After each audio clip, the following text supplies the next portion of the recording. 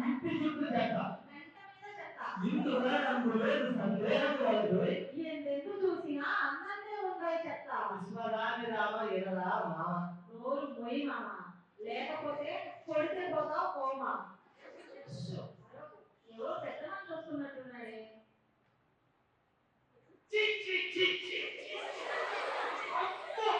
దుర్వాసన ఉప్పు పూసుకుంటే తప్ప రోడ్డు మీద నడవలేని పరిస్థితి.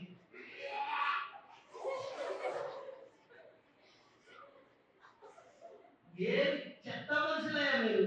ఏమై చెత్త అంటారా? కంపు కొడుతుంది, మీ మీద కంప్లైంట్ ఇస్తా.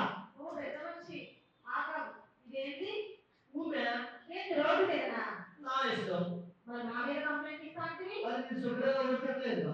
ఓ పెద్ద మనిషి ఓ సారు, 2 రోజుల క్రితం మీరు నిన్న బిర్యానీ ప్యాకెట్ యాడేసో యాడుకుందా? యాడికి వచ్చిందా? ఇక్కడే ఉంది, ఇప్పి చూపించమంటారా? వద్దు. ఏంటి ఇప్పుడు? రోడ్డు గవర్నమెంట్ది, విసురుకునే హక్కు నాకుంది. తీయాల్సిన బాధ్యత మీకుందా లేదా? ఉంది సారు, తీస్తాం.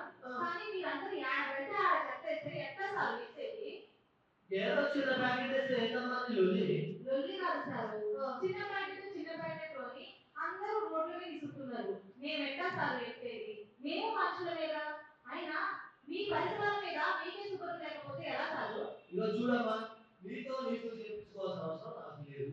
మీరు చెప్పట్లేదు, ఉన్న మాట చెప్తున్నాం, నిర్ణయించుకుంటున్నాం సార్. మీకులాగే అందరూ చెత్తనంతా కవర్లలో చుట్టి రోడ్డు మీద వేయడం వల్ల అవి నోరేని పశువులు తిని అవి అలగా చనిపోతున్నాయి సార్.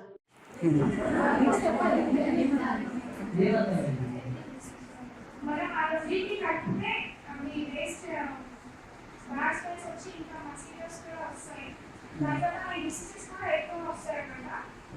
దీనివల్ల మనం సపరేట్గా చేస్తే డ్రై చేయడం నుంచి మనం ల్యాండ్ పెంచుకోవచ్చు. ప్లాంట్స్కి అవి బాగా యూస్ అనమాట.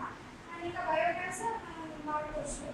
అండ్ డ్రై చేయడం నుంచి మనం వేస్ట్ ప్లాస్టిక్స్ రీసైక్లింగ్ పంపిస్తే న్యూ ప్లాస్టిక్స్ products. ఇక్కడ నుంచి మీరు చేస్తారా? చేయాలి. మీరు డూ దట్. ఇంటికి వెళ్ళిన ఎవరన్నా చెప్తారా లేదా? చెప్పాల్సిన బాధ్యత ఉందా లేదా? ఇంకా చెప్పాలా? మేము ఈ వీడియో తీసేసి మా సార్ డీసీ సార్ ఉన్నారు, ఈపీటీఆర్ఐ డైరెక్టర్ సార్ కళ్యాణ్ చక్రవర్తి ఐపీఎస్ సార్ అక్కడ పంపిస్తాము. అలాంటి స్కూల్లో ఇదంతా చక్కగా పిల్లలకి అర్థమైంది. వీళ్ళ ద్వారా ఇంకా మనకి చాలా మందికి అర్థమయ్యే విధంగా ఉంటుందని కార్యక్రమం చేస్తున్న సార్ అని చెప్తున్నాం. ఇంకా చెప్పాలా? మీ వీడియోస్ మొత్తం హైదరాబాద్ పంపిస్తాం.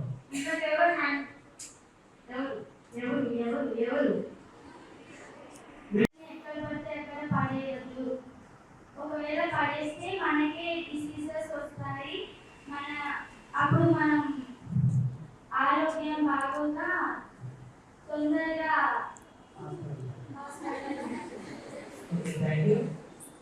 ఇంకా మనము మట్టిలో వేయడం వల్ల మనకు ల్యాండ్ పొల్యూషన్ కూడా చాలా అక్కడ ఉంటుంది. సో మనము దాంట్లో అవగాహన పెంచుకొని మనం డస్ట్బిన్లోనే చెత్త వేయాలి. ఒకవేళ ఎవరైనా చెత్తని బయట పడేసిన కానీ మనం ఒకవేళ మన స్ట్రీట్లో చూసినా కానీ వాళ్ళకి మనం చెప్పాలి. వాళ్ళకి లేకపోతే మనం మున్సిపాలిటీ కంప్లైంట్ ఇవ్వచ్చు. ఎవరైనా చెత్త గురించి ఇలాంటి అవగాహన లేని వాళ్ళకి మనం కొంచెం చెప్తే వాళ్ళు తెలుసుకుంటారు. మీరు ఈ కార్యక్రమం ద్వారా మీకేం అర్థమైంది?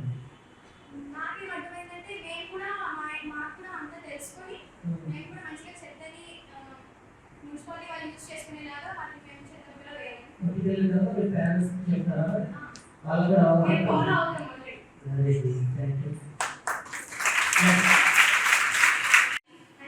చెత్తలాగా సపరేట్ చేయాలి.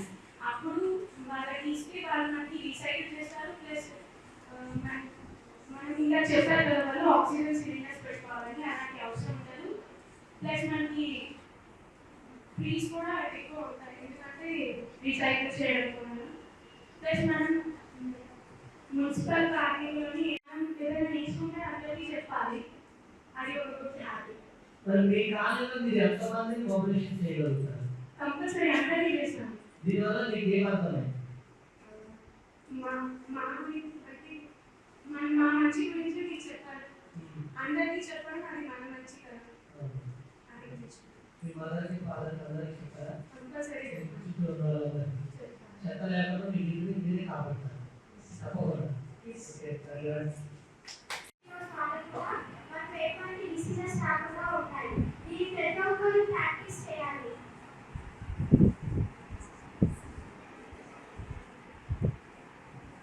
ఇలాంటి హోమ్స్ మున్సిపాలిటీలో రోజు చేయాలని కాకుండా మన కంపోస్ట్ తీసుకున్న తోడుకొని అందులో బ్రేక్ఫాస్ట్ని పెట్టడం వల్ల కొంతవరకు డిసీజెస్ అనేవి తగ్గుతాయి.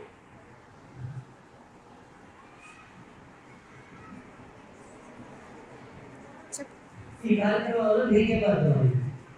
చెత్తను ఎలా వేస్ట్ చేయాలో అర్థమైంది. చెత్తను ఇంటి వద్ద పడేయడం వల్ల వచ్చే నష్టాలు తెలిసాయి. మరి మీ ఇంటి దగ్గర మీరు ఇంటికి వెళ్ళిన తర్వాత మీరు ఏం చేస్తారు? అందరిలో అవేర్నెస్ క్రియేట్ చేయాలని అందరికీ ఈ విషయాలు చెప్తాను. Thank you very much. ఇంకా మాట్లాడతారా? ఇంకేమైనా